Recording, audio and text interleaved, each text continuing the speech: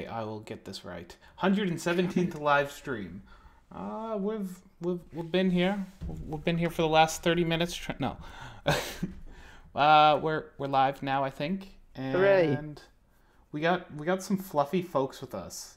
We're back to the Very much. normal Fluffinator crowd. So on the top of the Fluffinator tree, we got Allie Claw. Hello, fluff. Lion Queen. She's the plushy queen. And then ruling next to her is Princess Fluffy's Eye. I am Sleepy's the Eye. Princess Fluffy, the Fluffy. Princess of Plushies.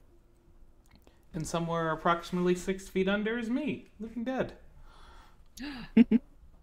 That's, you know what, you supply the nourishment to the tree. You are the most important part of our tree.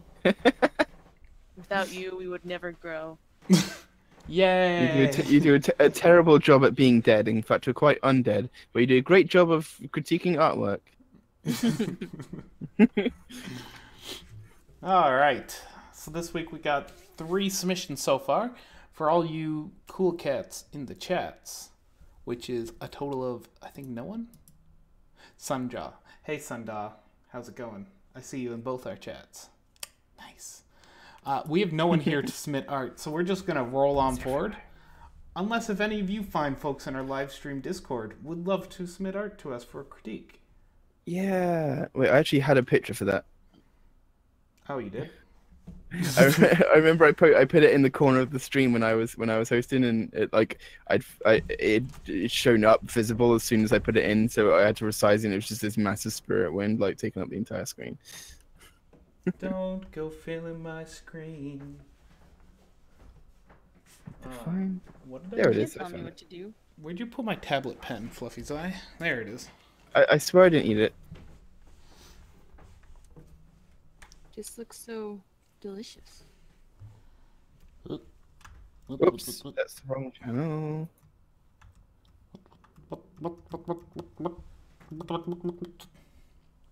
Oh, we got chicken on our hands. So he's also good at being a chicken. Should I be expecting What a can't you do other than being dead? A zombie of many talents. Just stealing this picture real quick. Save image. We can make this work. There's the put image here. I need to give you like the sometime later when we're not streaming. I need to give you all the title card thing that I made. Give us your art. It fuels us. It feeds us. Wow. We need it to spread our fluff.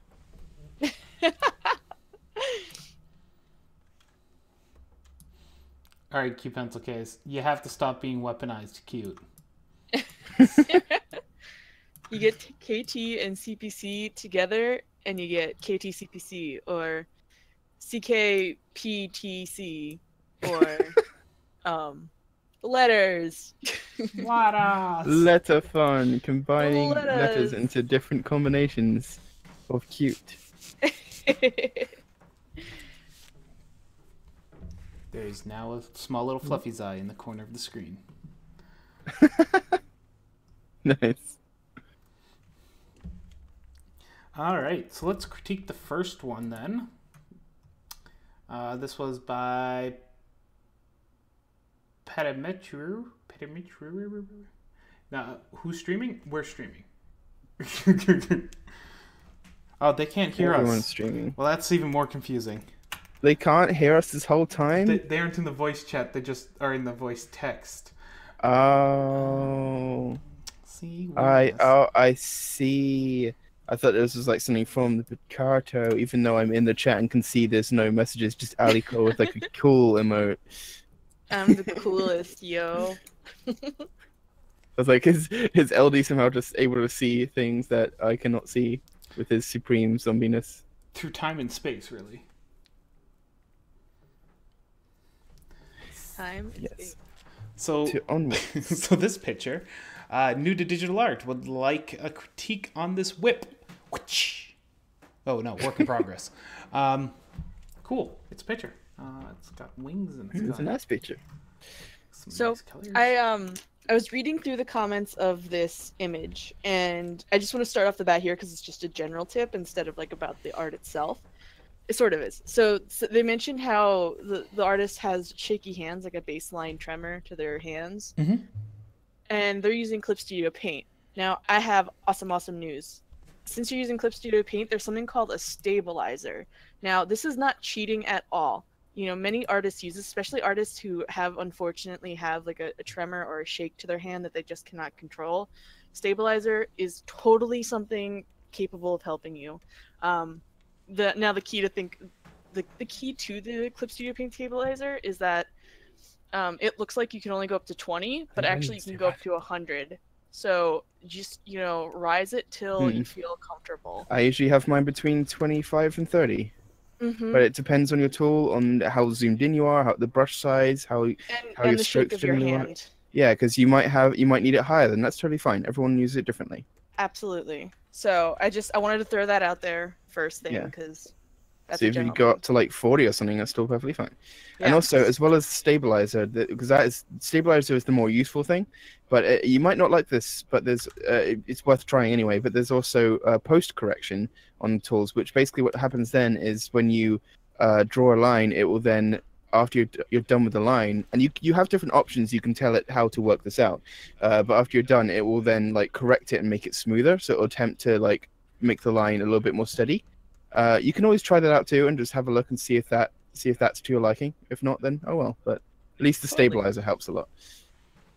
So I opened Clip Studio Paint just so we can show where it is and the difference. So while you guys were talking, I was doing different levels of stabilization. Thing to be aware of with stabilization, it adds a delay to your stroke. So basically what it's doing is it's averaging over a time for your stroke, and it's trying to figure out how to make that as The smooth as smoothest possible. line along that curve, yes. So if you're setting it up in like the 50s or so, and you're trying to do, say, an M, you are going If to you're trying get to do like a some really weird... fast, Yeah. The faster you stroke, the more the stabilizer really drags behind you. But honestly, a 15, wonderfully smooth.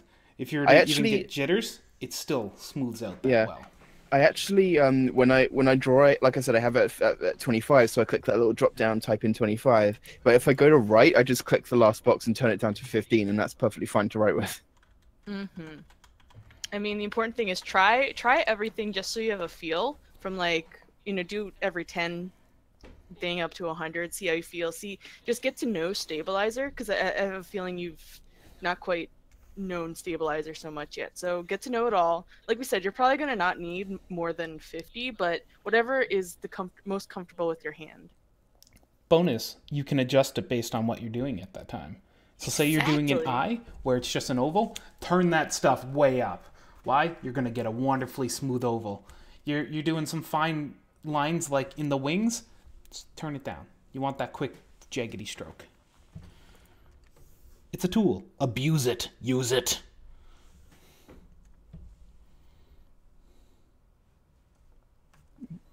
Now on to the art. Yes. All right. Where's my color gone? There it is. Let's have a look. Apparently I didn't create other layers, and I've completely... I created one. I was just trying to be helpful.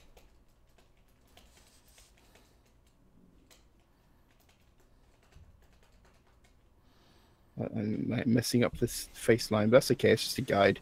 So this you've likely used this already, but this sort of face plus technique, the circles and whatnot. But just a reminder that it is just like a guideline, and just to help you place where the face is. And you don't need to follow it mathematically if that doesn't work out for you. I feel like the face needs to be a little bit more compressed. You've got lovely, beautiful eye shape. But just try and make the eyes a little bit more consistent. Like the shape of this eye on the left here, or our left, doesn't really match the one on the right. I feel like you could probably stand to pull them in somewhat. You've got this snout here, cute little pony muzzle. I'll try and do it to your little style here. That's perfectly nice. I didn't do it very well, but oh well. Just an idea. In fact, I didn't need to put it up that high, really. But I just messing with it. And you can go straight from the bridge of the nose, and this is a little bit more front view, so less of this, but you can go straight from the bridge of the nose into like the eye shape. But let's make this a little bit more consistent now. There we go. And then you got like the outside of the face, because the eye is positioned in part of the face. So if they're looking mostly forward, you're probably going to see a little bit of the side of their face, because the eye is just like, you know, sitting. It's a little ball sitting in a socket, sitting in a little hole in the face, obviously. So it's not really. It's you have to have a pretty extreme sort of angled face to have it cut through the other side, I think. That can change. I mean, I think the show style is quite generous with having the eye right on the side, but it's up to you if you want to go that way or put a little bit more of the head visible. But like I said, this is quite forward view, so I think you can stand to have a little bit of the head there.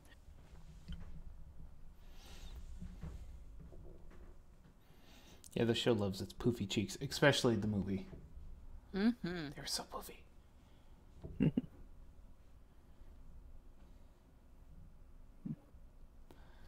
I feel like this ear might be just the way I've done the head, or sort of try to work out where the head follows on through from where it disappears. The ears look nice as they are, but I feel like now I've sort of worked out this is where the head looks like it's going. I feel like this ear should be a little bit this way, because it's really going to be coming out the back side of the head, like sort of behind the temple a little bit, rather than on top of, like directly on top of the head. But I think I've seen, I mean, actual horses have them quite high up, and I think I've seen some people sort of utilize that in their style. So if that's what you want to do, then that's okay. I'm just experimenting here. So what would it look like if it was moved this way? You know, always feel free to try stuff out.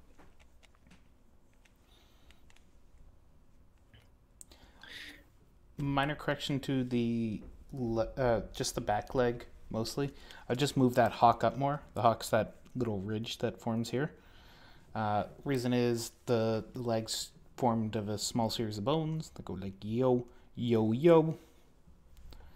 More or less. I think this actually goes down further, but anyway.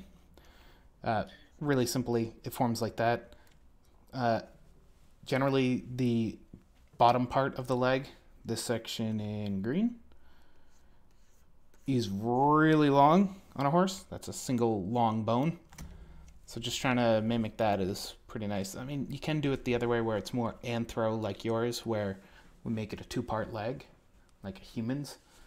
It's what you're going for. My suggestion would be go for more horse, but if you're going for more human, by all means. And another quick thing to mention, in the original drawing, you have the hawk circling in here in green. The overlap is actually the wrong direction, because right now, this is almost like the opposite third, fourth view of the horse. Basically the leg from this position is actually going this direction, like it's shooting off. If this was a cone, the leg is going off this direction. Mm-hmm. If you look solely at the leg, you can sort of see that. Burp, burp, burp, burp. It's exactly what I was thinking as well, and then Ali jumped right on that. So it's easy, simple fix. Instead of having this line go like that, you just done. Use just a different overlap. It's literally just which direction it goes in. Which line goes over which other line. And it changes the direction of things. Mm-hmm. I mean, man. Yeah, the same goes for the body here. I mean, the actual hip is quite side on, so I think what you've got is fine. But you wouldn't be wrong also if you tried to make the body go in front. Although I think that's not really working very easily now that I'm trying it. But any more sort of face forward body wise, and you probably need to just do the same thing here, where you got like the thigh goes on top of the body. Just do it the other way around, have the body go on top of the thigh. If she was faced more towards the front, but I think the thigh is fine being on top here, personally.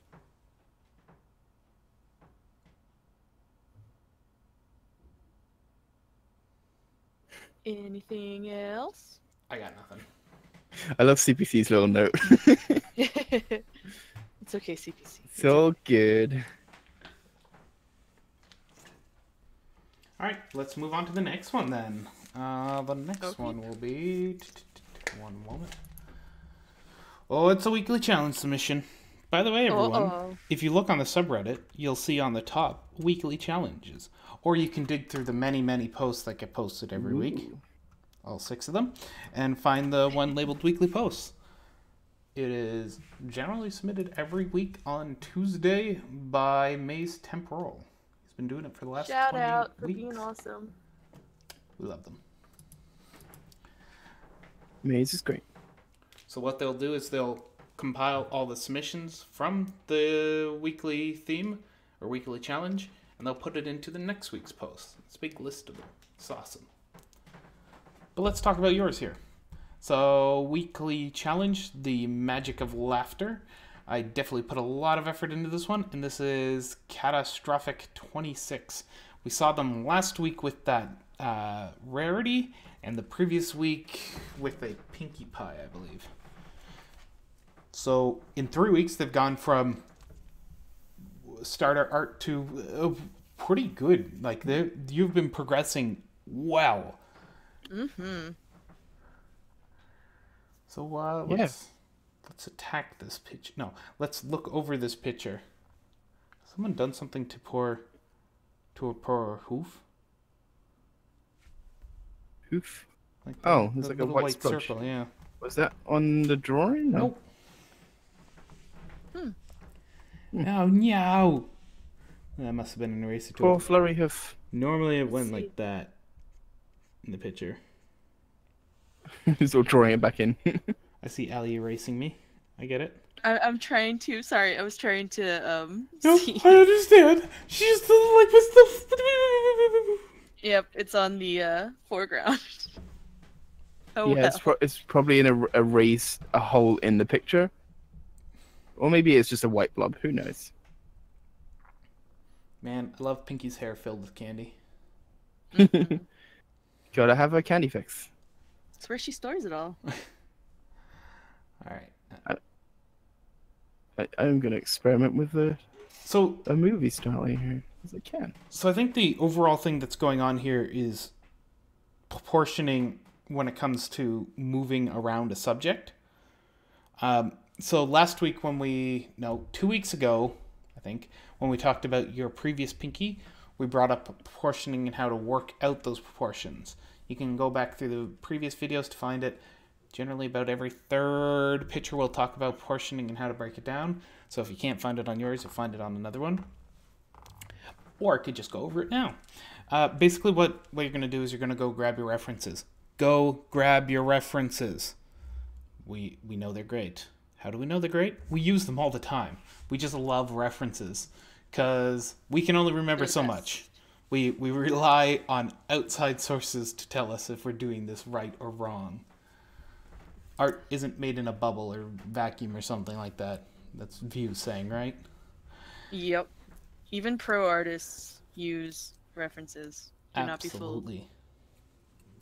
So, what you're gonna do? You're gonna open up your Netflix subscription. You're gonna hop on YouTube or Vimeo, or you're gonna go grab your illicitly collected collection of Pony episodes, and you're gonna start Or off. actual, legitimately one. Whoa, people Some buy of us DVDs. get DVDs. Whoa, or turn on a DVD player. What are those? Yes. You're gonna flip through the episodes that have these characters in it. How do you know if the episode's gonna have it? Well, you could hop onto the wiki pages or do that, or you can just look in the title. You can just go on Derby Bro and just type in the character's name and the safe tag. You might want to put that one on. Generally, yeah. always. Yes, but if you type in like Pinkie Pie, screen cap, safe, well with spaces as well, then it will give you all those screen caps of the TV show or the movie. You can even type in MLP the movie if you want to have specifically movie quote pictures or whatever. You get all kinds of references. You can look at other people's art as well and see how they figured it out, just as a nice little sort of style example. I guess that works too. I was trying to make them watch more Pony. In addition, oh yes, that's definitely what you want to do. Is just have it on all the time, always, and then you just absorb it into your soul. Absolutely. Anyway, you're gonna try and look at those references and break them down. The way I did it when I started out is I actually just grabbed my pen and started drawing over them, measuring and comparing. So I went, wow, how big's your head? Whoop. Okay, so that's one head unit. Measured that and then compared it to the body. Whoop, one body unit. Oh, cool. How many head units go in a body unit? Whoop, whoop, kind of thing. And you break it down. When you do that, then you can easily transpose that onto your pictures and understand if something's too large, too small, or just looking a little wonky. And you can use that to convert between standing and sitting and running around. It all works out because they all generally hold to the same sort of rules. Mm-hmm. And that'll also help you have consistent proportions. Yeah. Because you'll know how to break it down by using simple shapes like circles. So then Flurry Heart and the Cake Twins can all be similar sizes since they're all babies. Maybe Flurry's a little smaller because she's a newer baby. Maybe. I mean, we do have plenty of shots of having them literally right next to each other as well, so you can combine. You can look at them in the show and actually get a reference of their size comparison, if you want to do it that way. Do the game theory thing. Mm-hmm.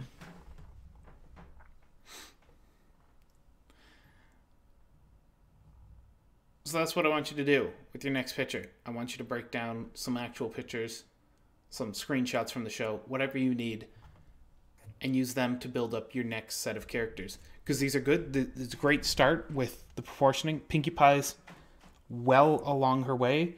The Cakes, Twins, and Flurry, they're looking a little off, but it seems to be the first time you've drawn them, so that's to be expected.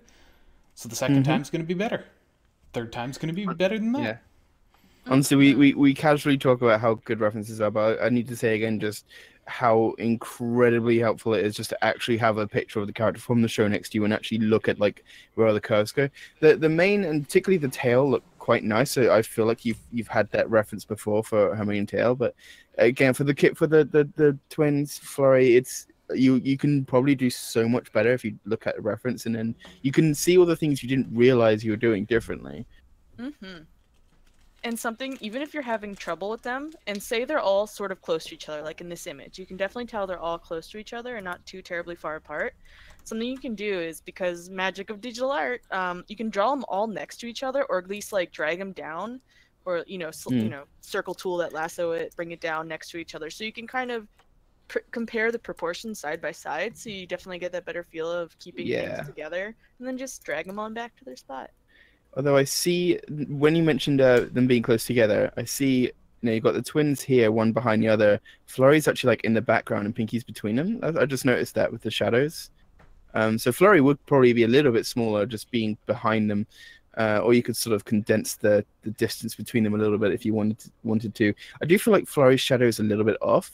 But you could be, for all I know, you could be taking into account light source, which could be over here, and casting Flurry's shadow a little bit further away.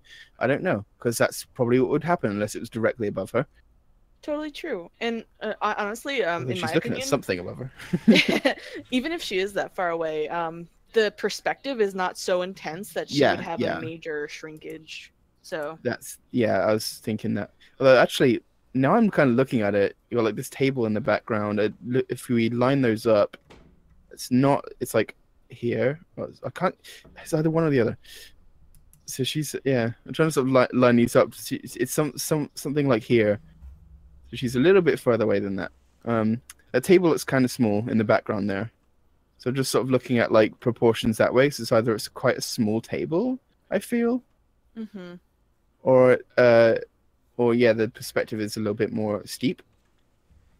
But it's easy for something to get wrong. I always struggle with this as well. Like when you got a character kind of placed a little bit towards the horizon, it's like suddenly it feels like things need to drop off towards the horizon in size, and it's like how do I make this perspective work? But it can work. You just got to sort of think about how the space goes. Actually, this table is like, okay, that's fine. Yeah. Actually, wait, no, it's not. I can't see the leg. I can't see the other leg. So that this line could be going anywhere. So that's cool. Oh my gosh! So you can see that. I think getting into 3D space is a little bit much at the moment. So just focus on working on those characters and references and stuff. Yeah. And CPC is drawing a very, very cute huggle pile. What I do love about your picture though, you haven't backed off in doing a picture. It's just not a single character standing there. Yeah. You've gone and said, "Cool, I drew a single character. I'm gonna draw more," and you've told a little story with your picture. Nice. Mm-hmm. That's cool. That's bold. You're pushing it. And that's why Yeah. you're improving so fast, Push is because you good. keep doing things like Mm-hmm. all things. And so your Pinkie Pie was pretty good already. But what I've done is there were just a few things to sort of neaten up with it that I went over. I'm gonna actually want to turn off my drawing. Okay, yeah. So I went over the face a little bit, sort of looked at the position of it, like where the snout is. So I'm quite well versed in like the movie style and show style. I sort of have my own little twist on that, but I try to go more towards the movie style for these critiques, just to use that as a standard. So I sort of drew over like the face style, and again showing a bit of the side of the head, like in the last critique, and with the cheek and everything. So like LD said, they love their poofy cheeks, and your ear is in a pretty good position, so that's good. And then it's just like the hooves. I felt like they're firstly her shoulders coming out kind of from her back. I'd already like extended her back anyway, looking at where I think her neck would go. Actually, I think I did that a little bit wrong. I think it's like a little bit more inwards. But either way, just giving her body a bit more of that bean shape. But I also then sort of looked at where the shoulder would be placed and sort of had their arms coming out from there, the forelegs, sorry. But they're also placed very close onto each other. Like your original legs are like, here's an L shape and here's an L shape, literally one right behind the other. Both sort of, they don't look like they're going in the same direction as Pinkie's facing. They kind of look a little bit like they're going off to the side. What I'd drawn, you don't have to use that exactly, of course. I just was showing sometimes it's nicer to have a little bit of asymmetry in your picture. So maybe her legs are at different positions a little bit. And you just get like that curvy round pony leg shape in, and then have the sock puppets on top of that. It's always good to draw what you can't see. So here's her hooves. Now I'm going to put some sock puppets on them, because she has hooves and then she puts sock puppets on them. So why wouldn't it work in drawing?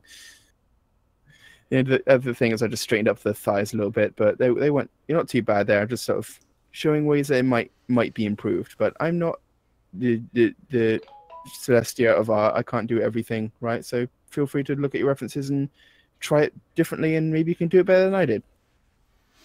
Because it's up to you. You are the amazing artist. You have the power. The super art power. Otherwise, that's pretty much all I have. All right, then let's move on to the next one. Shout out to anyone listening. If you have something you want critiqued, please throw it at our faces. Yes, link us to your pics and give us some questions. If there's something in your art that you'd like us to have a look at, maybe give you some advice on how you might be able to improve it, then you throw it at us. Dang it, CPC. What did she... Oh, Look she's down. drawing... Look down. Poofy cheeks. All right, and the last submission we have so far is by Aperture Explorer. It's cool. Made this OC a while back, and it was my first endeavor in digital art ever with a drawn with an Autodesk sketchbook mobile using my fingers. I would like some critique and advice, and a lot with lighting, please. I think Ali had a very stern piece of advice to start off with.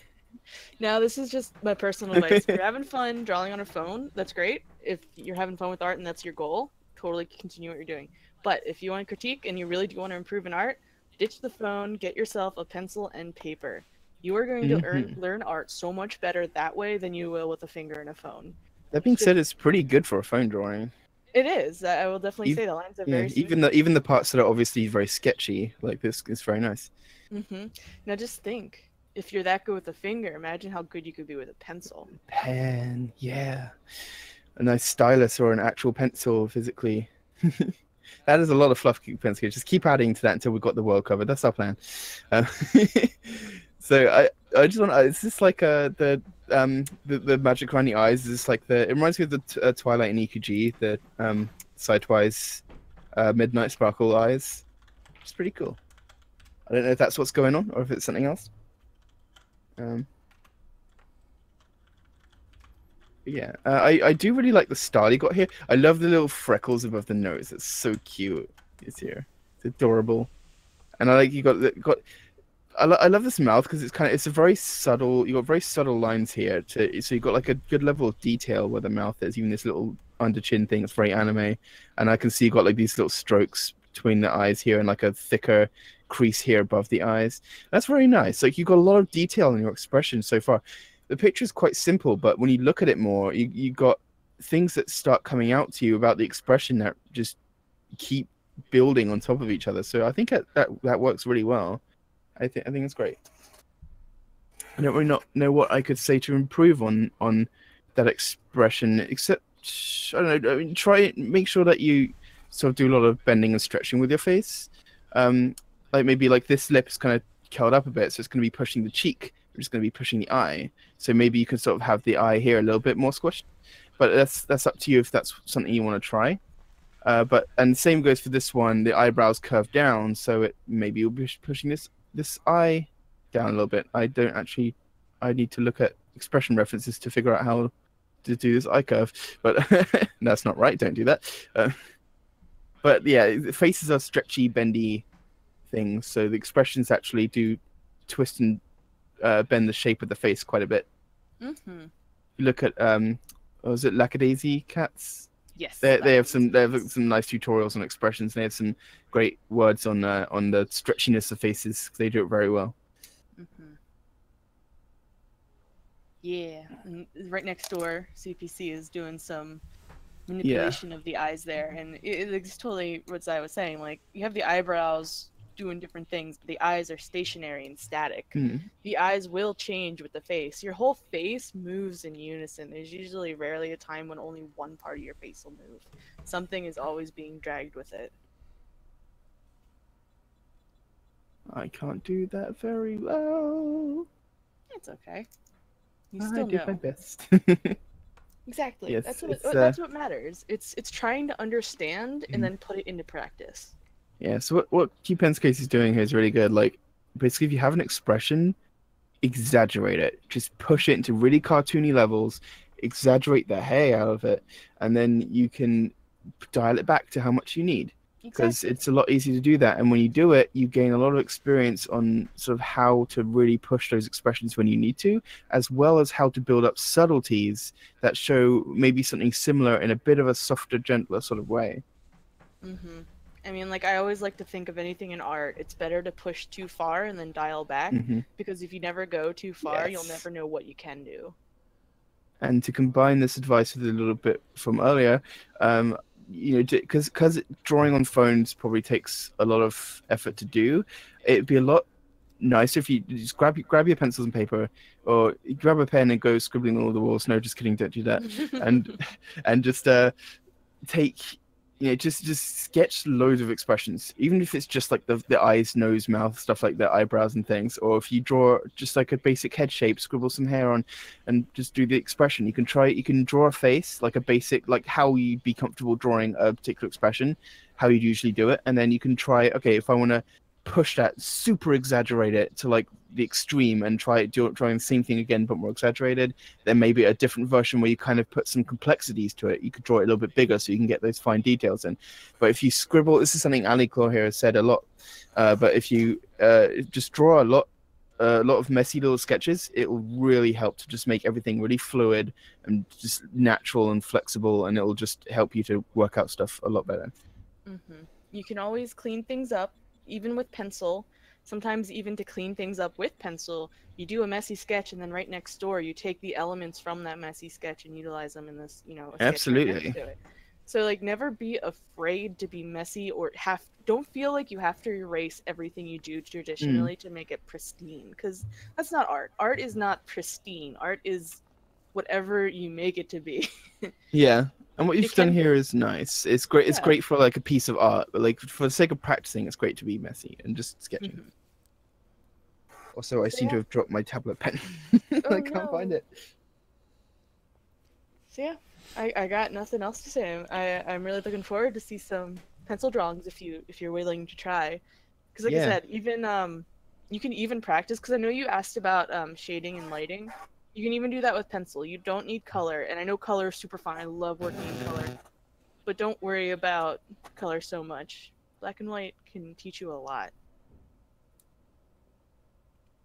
So yeah, that's all I got for this one. All right.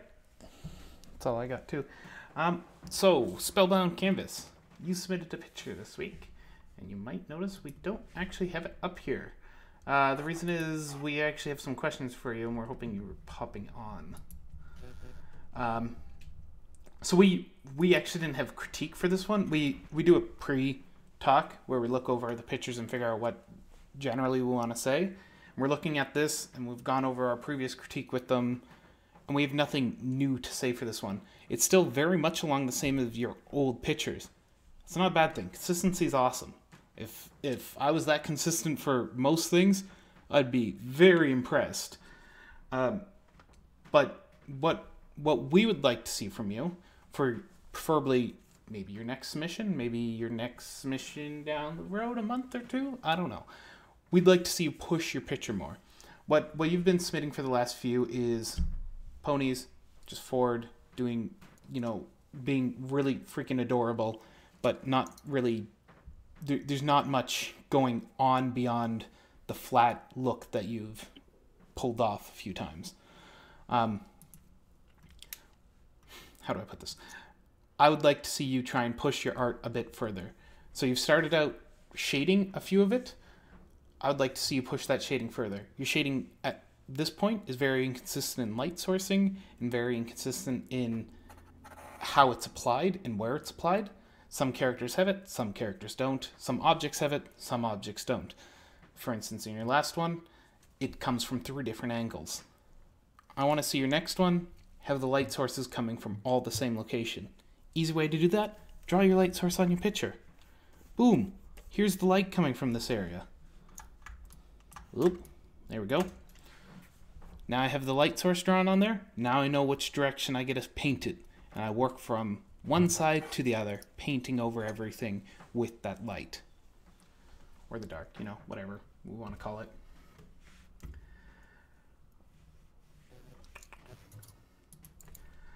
As far as improving, other elements of it, trying to push yourself a bit further, why not make it more than just, the CMC being freakishly adorable or small horses wearing pajamas?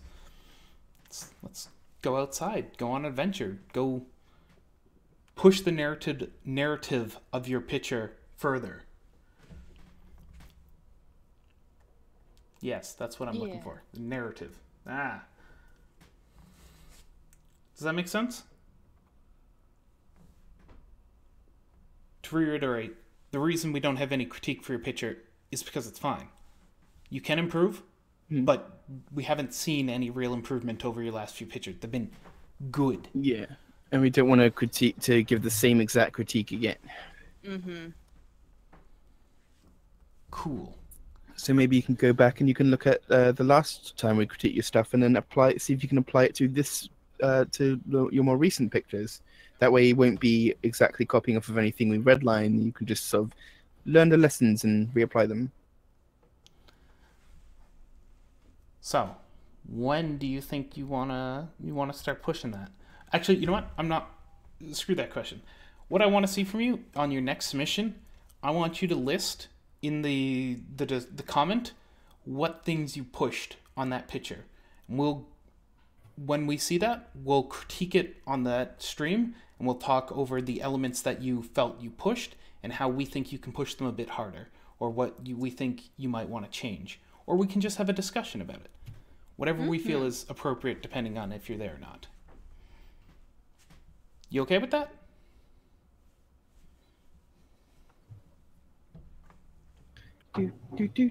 Stream delay. Well, we got the music for that. Do you just have a music player set up to go into OBS so you can just play? It just plays on Chrome. Oh, okay. Oh yeah, OBS can pick up your system sound. That's right. That's how I I'm used to not being able to do that. I feed the Discord into it just by desktop audio. Yeah. So occasionally people get like, "Hey, your Hangouts has just messaged everyone. Congrats." All right, Spellbound. I wait to see the next picture, and I am interested to see what element you try and push harder. Anyone else have any questions? Anyone else have any art they'd like to submit? Anything. We're here for you. Anyone Keep have an pencil appreciation? fluffing your abstract light source. Okay, that's about right. It needs fluff. Dang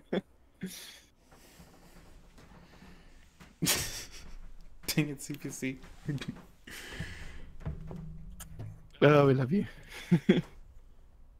So yeah, if anyone else has pictures, give them to us. If not, then I guess that'll probably be it. We'll give you a second to shout at us like, "Hey, I gave you. I have some art to give you." Wow, did you sound like Technomone there? What? There's a YouTube guy called Technomone, and he just talks about technology. And he, every now and then, when he talks like as though he's being the audience, he does that voice. That's the best exactly part what I is- was doing as well. He's British too, so is that a thing British people do? Do they all talk like that? I am him. Oh, No, not really. I don't know anything about technology. I guess it is just a thing British people do. well, so far 100% of the people I've listened to this week that have been British have done that voice. So 100% of the 2 people. listen, just because it's a small sample size doesn't mean it's not viable. Yes, that does. The ratio is still better. I swear I've heard it somewhere, like in some kind of comedy thing. I can't remember what though.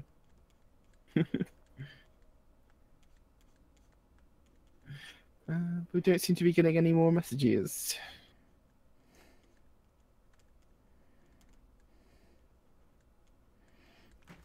She's just fluffing everything. Can we outdraw her fluff? I don't think it's possible. It's like a creeping mold. It's now got fluffy glasses and a fluffy cigar. Great stuff. All right. Well, it appears to be all quiet on the Arton front. Hold it. I'm getting a PM. Oh. We're going to see if it's related or not. Your criticisms are scary. I'll try to do something... Oh, okay. Oh no.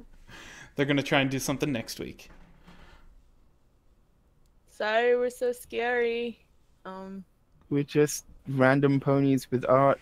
To be fair, that last critique was a little heavy-handed. But we've spellbound, we've critiqued you a lot. We're looking for more out of you now. This relationship's got to grow. We feel we're stuck in a rut. Oh my god, I love CPC's fluff and the white pony. That's great. The one on the left. Oh wow, So you that can works also out well. experiment with fluffy body fluff. You know, if somehow they're still watching. Yeah, they just decided to be nice and watch the whole video. Or maybe they skimmed along like the YouTube thing, like see it at the end. All right then. Seeing as we have no more submissions and no more questions, thank you all for coming, and I swear these things are getting shorter. We're getting faster. Well, yeah, we actually did just pump through 3.5 pictures. We actually we don't just like ramble for half an hour on art philosophy most of the time. Stay tuned for our podcast. CPC was Actually ignored? should. Wait, we ignored CPC? Oh, she has a weird one, Oh, apparently. a weird one, I guess. Do you have a picture for us or question? I'm confused, confuzzled. Give She us wants us to crit her smoking fluff ball, yes. obviously. Oh, she's saving it. Confuzzled will be the appropriate term for CPC because it's like fuzz, it's like fluff. She's talking in 3 different chats, and we have to roam among the conversations. She is confuzzling us. How did I end up in here? I love it when that happens. There was no reason for her to even like click on that channel. Like it's not like we were talking in there.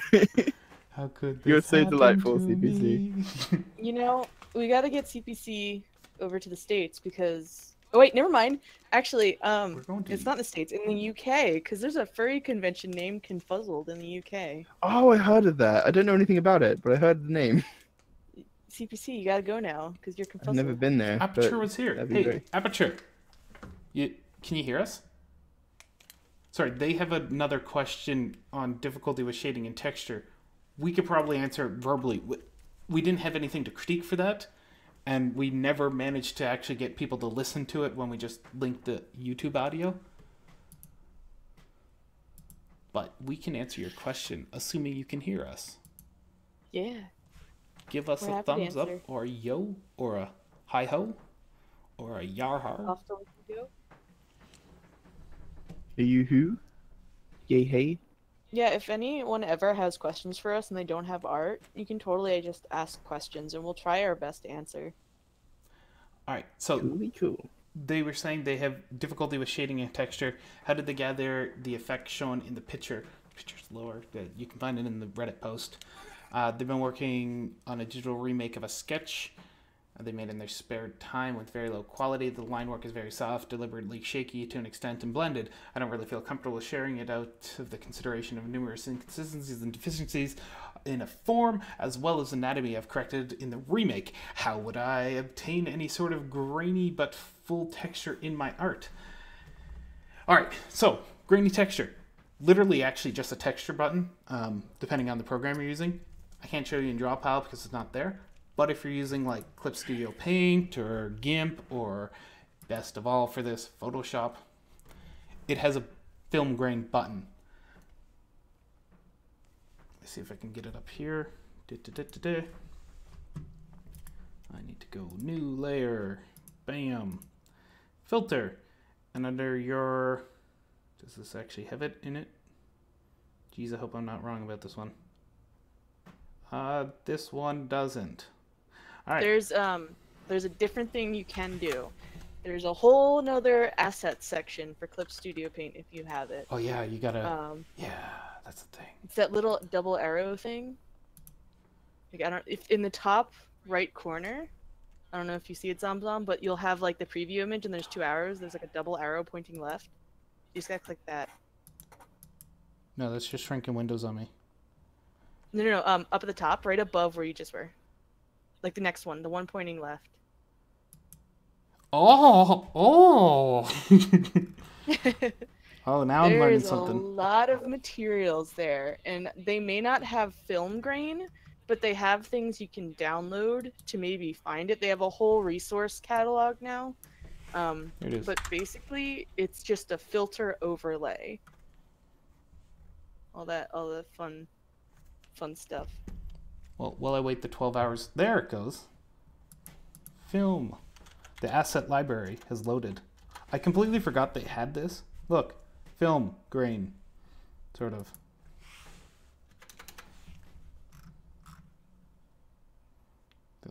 And even if they don't have something named film grain, I'm sure you can find something fuzzy like paper textures. They have a bunch of those just in like the materials I'm looking at right now. This is cool. How haven't I abused this before? There's so many brushes there too. So many things. Pony. Alright, grayscale pony beads apparently is a thing. MLP. Horse. Yeah, it's totally...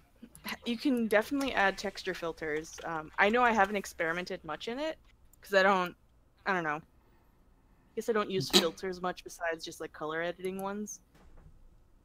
Like correction layers.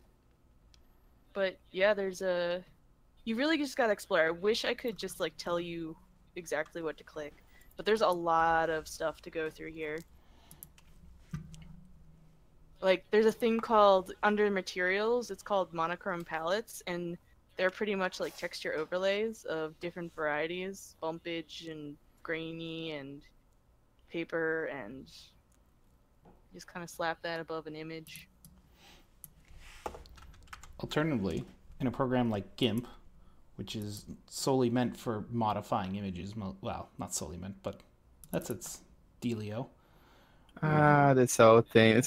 This is how I grew in art, from like drawing on paper and like MS Paint to now. Like before I used Clip Studio, I used GIMP. This is like seeing an old friend. We're gonna open up Fluffy's eyes picture here. We're gonna use Oh gosh. My face. Sweet, we have a bunch of different options. If our goal is to make it a sort of blurry film, I think the best answer here is add a Gaussian blur or distort blur. We're gonna have to. I think there's some specific like colorization things you can do as well. GIMP has a lot of really good like filters. It puts Clip Studio to shame when it comes to filters and stuff. So we pixelize it a little bit. We want to do it a little less than that. Just makes it like a low poly image. Yeah, that's actually what it does. Maybe you get a lot of choice here. A lot of choices. I miss playing with all these things. I swear. Basically, with GIMP, the thing is you can download a lot of. Sorry, my picture's so big.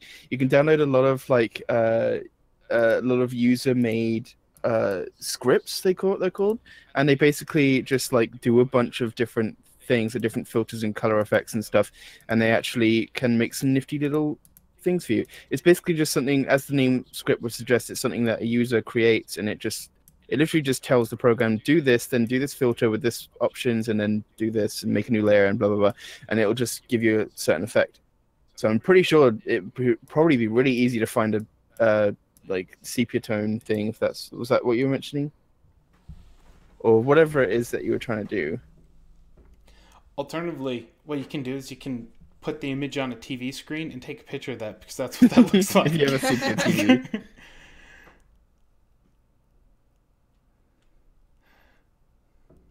That's pretty cool. So yes, abuse your filters for that. That will be. They are your tools. Yeah, CSP does have filters, but they're just hardly any filters. Like a tiny handful of them, and look at how many GIMP has. Each of these categories is like 3 to like 20 different options. And even then, like I said, you can download scripts that have specific things, because there are some pretty cool things that I've found in the past when I used to use GIMP. I used to make all kinds of crazy art. There was one I really liked where it was like what was it? It's like flare fire or something, and it would make this cool like glowy fire thing. But I don't know. Lots of stuff to play around with. Oh, and I actually for like a sort of television monitor effect, I actually accidentally did that recently in a picture. I had like some characters wearing this like sort of electronic visor thingy, and I was doing like a blue through pink to purple fade across it, but I don't know what happened, but I think I accidentally like screwed up and like I think I might have clicked a second time, because I keep forgetting I don't need to confirm click gradient drags for some reason. So I ended up basically with like a tiny repeating gradient between blue, pink, and purple, and it actually really looked like a sort of computer monitor effect on it. Happy accidents, hooray! Especially when it's literally an accident.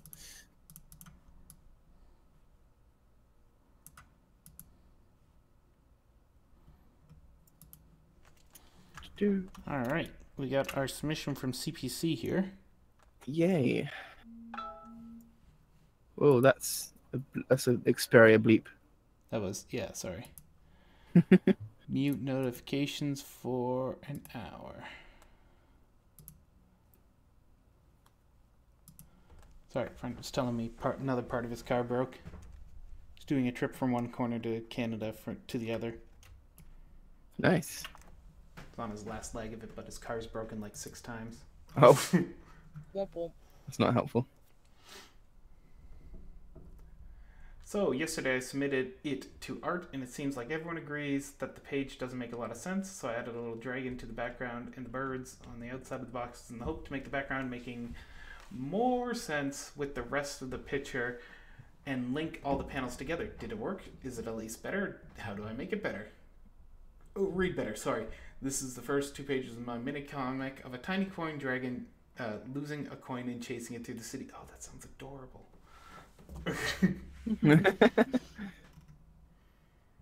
It's a cute pencil case. Everything is adorable. Alright, so how I'm reading this is I'm starting from here and I'm working my way around here. So yeah, it doesn't make sense. Yeah, that's not really how comics usually go. There's a thing called reading eye direction, and what that is basically how our brains process images. It's a crazy thing because it's because of books and literature, but it translates into images. I'm not even talking about like images have like this have how your eyes process things, but really for most people in the Western world, our brains see things like this. They go in this direction from left to right and then from top to bottom. However, if you live in Japan, your brain starts here and goes this way. Ain't that crazy? That's actually how you process, which is why when you read manga, not only do you hold it and you got like the cover on the right hand side and you go from the right to the left, but when you have panels in a comic, you go like you go to the right. Because that's like how they read, and the same thing goes for images. So if you have like promotional material in Japan, like promotional material like posters, adverts, and things are actually specifically designed, usually anyway, when they're good at it, that you look exactly where you're supposed to go first, and they will take into mind how your brain reads things. And in Japan, it's the opposite way around, and I guess in the other countries where they read right to left. It's a crazy, crazy thing, but that's how comics. So a comic would start here, and then go this way. And then also this way, and it's worth looking up. I mean, Clip Studio, if you want to do this, cut this digitally, has like a bunch of preset like comic forms, but they're mainly for manga. But you can look up comic panels and stuff online. And they'll show you examples of how they're typically constructed. I thought being higher would be enough. See, for me, I think there's too much detail going on in the background. Like, we have very action-heavy, tiny panels. I actually didn't realize these weren't in a panel. Yeah, like... And this here, look, this becomes a panel because of negative space between these. It almost feels like there's so much action going in on your tiny panels, but there's only, like, a little minuscule bit of action going in the huge background. Like, because of the size of the dragon, it's so small and everything else is static, but... all this action's trying to be packed into these panels, and it's just it feels cramped, and I don't know where to read. It's just so much is happening at once. So I think like the brain sort of starts here, skips to this, and then it's like, hey, geese are flying over here. Then it's like, oh, maybe I should go here. Oh, but there's stuff here, but then there's a thing. Okay, cool. And that's basically where my brain goes when I'm looking at it. That's for me, I was kind of like Zamzan. I kind of start here and I work up here and then I go over and... Yeah, I think that happened as well, actually, because you're sort of trying to look at the panels, and again, because this here kind of looks like a panel, just because you got the houses kind of separating it. Yeah, that's probably it. You know what? There's so many straight lines going on. It's hard to distinguish panel and house I think because the panels are like floating on top of the image, I think that's where the confusion is coming from. If you specifically like, okay, the image cuts off here, panel, panel, panel, and then it leads onto this one here, then that would be a lot less confusing, and we would immediately know where to go with that. Mm-hmm. Or you could have it like on the top, and you're like, panel here, here, and here. So you have the 3 parts, then part here. Or however you need to divide it up. You could even do something where it's like a diagonal split into 2, have action, then have another diagonal where the whole city's happening, and then the coin falling in down here. Yeah, that's a really, really creative way of doing it. There's all sorts of different ways you can try it.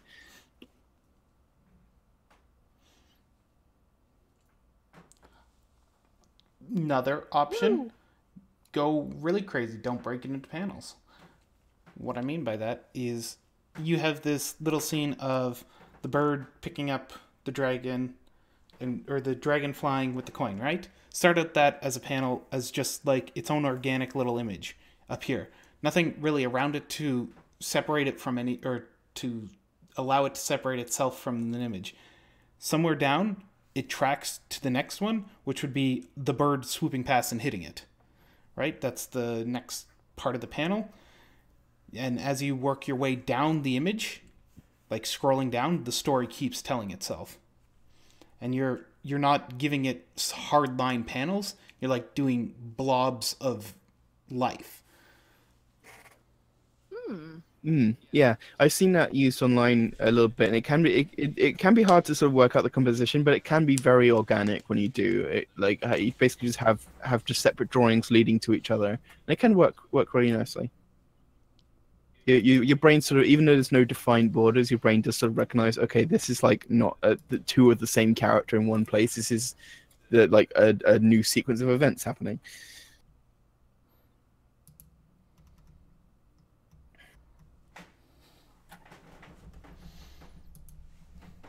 So I think what we're getting at is, unfortunately, this ain't working. Good part is you haven't dumped a stupid amount of time into refining every image here. You still have time to modify. Yeah, because you were messy. And like another thing that I know, another thing I know that'll help big time, because right now I know it's work in progress totally, but like the lines you have for separating your boxes are so thin, and to really get them to pop, thick lines are gonna get the thing that, you know. Yeah, that's a good point. Yeah, that would actually help a lot. I mean, of course, it'd be a bit clearer in digital form, but again, you want to have. I mean, because Clip Studio has like the whole comic tools, as well as having presets. You actually got what I don't even use those. You have a tool, and you basically just like we have boxes here. So you're like, hey, here's a panel, and then it's like, okay, so I'm gonna drag a line across here, and it's like, oh, hey, there's a separate, and it'll like make a little gap. So, and it'll actually, you can actually split them into separate folders as well for your convenience. So it's actually really helpful for designing pages. But you know, having that gap really, that's what all. I'm not very familiar with comics, but I know manga, and they definitely have lots of spacing in manga to help separate the panels and stuff. And again, they can also have some parts where like the panels are floating over the background, like you've got it. And they can also have ones where the characters pop out of the panels, that you could have the bird's wing. Totally overlap. But yeah, but it's just about the sort of order of it. So you can do exactly what you've done, but pop the panels more, and put them in think about sort of how our brains read things, and put them in a maybe different order, and then then it'll be you'll be on your way to making it look a lot nicer. Yeah.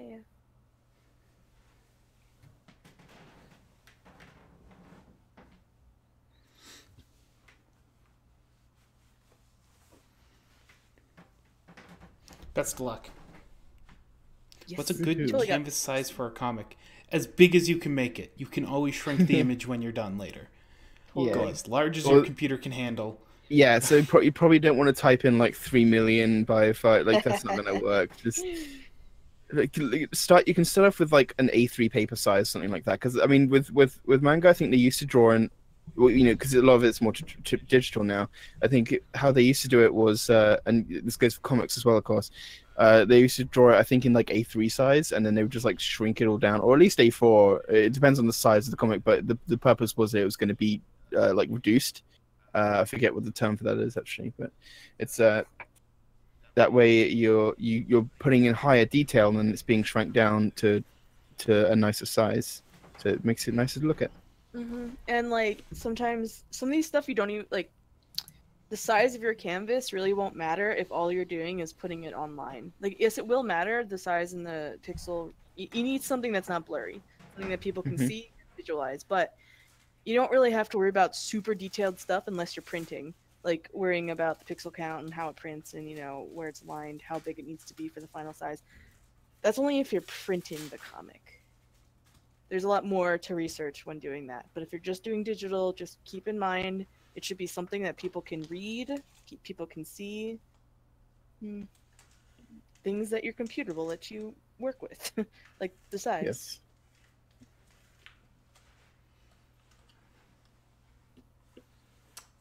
Yeah. Any other questions?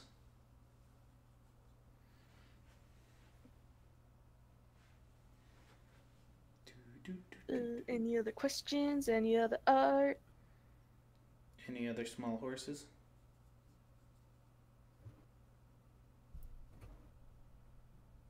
There's always small horses every Saturday. The new season's been pretty good. I've been enjoying it. I want more school kids. Yeah. Get rid of this main 6 stuff. I want the side 6.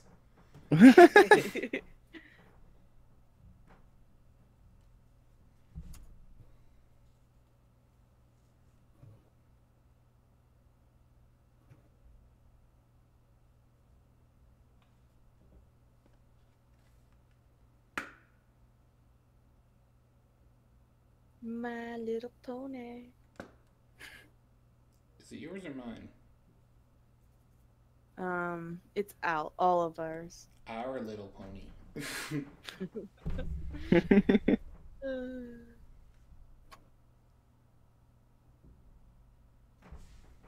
Magic little ponies. All right then. Seeing as no one else is. Oh, we got a question. Color shading. What's the best place to start? I know that's weird, but I'm bad color blinding. Blending? Do you mean blending? I think blending.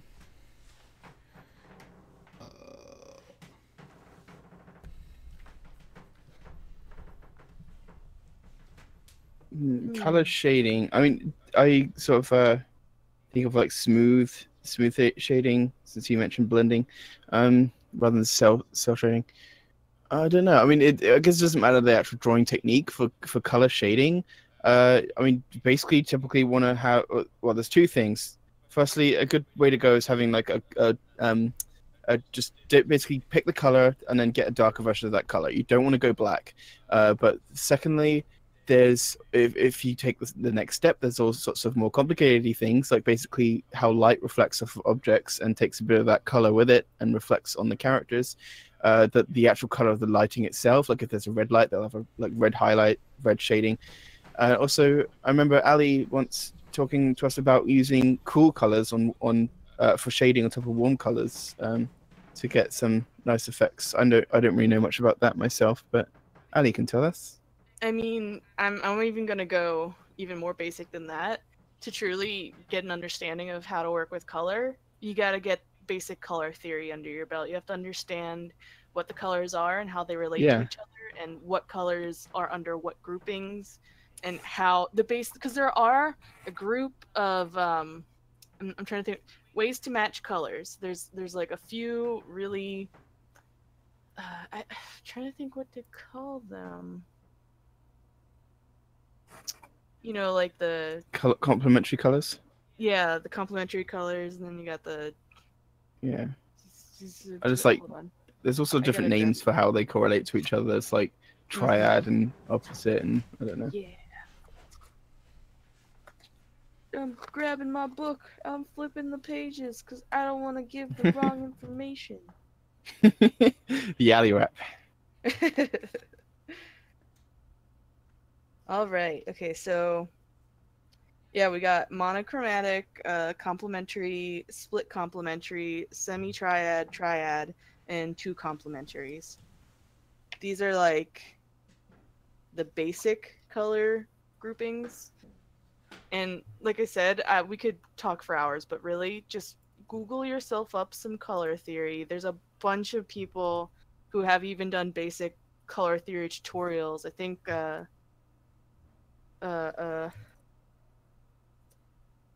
Glitchy Puppet is the name?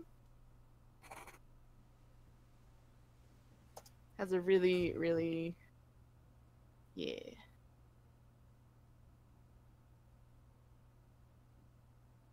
I'll just post this into here.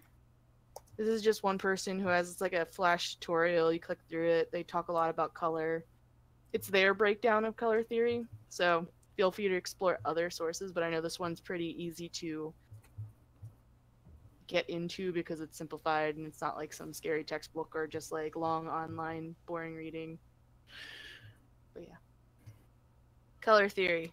It will be your best friend if you really want to know about color blending and how to work with color.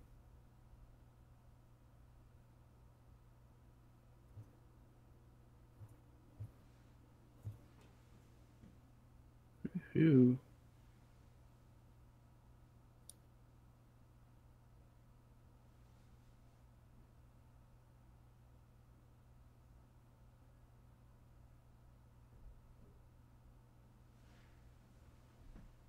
You are welcome, Ravenwolf.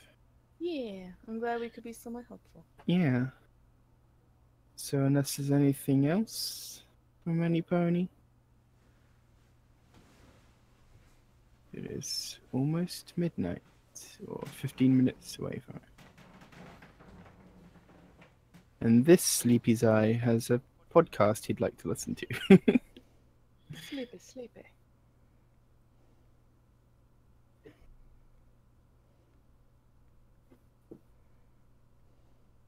All right, well, seeing as we don't have any other ones, we're going to call this a day. So thank you all for joining us, and we'll see you again next week. Bye-bye. Woohoo. Thanks for coming.